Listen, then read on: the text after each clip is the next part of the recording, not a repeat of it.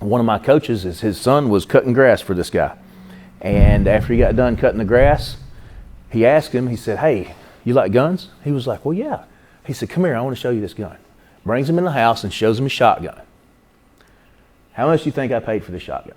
He says, "I don't know, $500? No. $1,000? No. $5,000? He paid $100,000 for that shotgun. Why?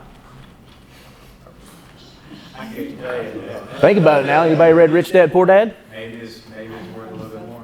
What's its value? Okay, so what's $100,000 doing in a bank? Nothing.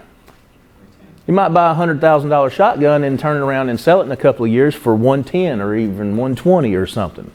My buddy, But what could you do if you took that $100,000 and split that and put $25,000 into 4 different properties that you're buying with equity in them and turn that 100 into $250 over the same time period?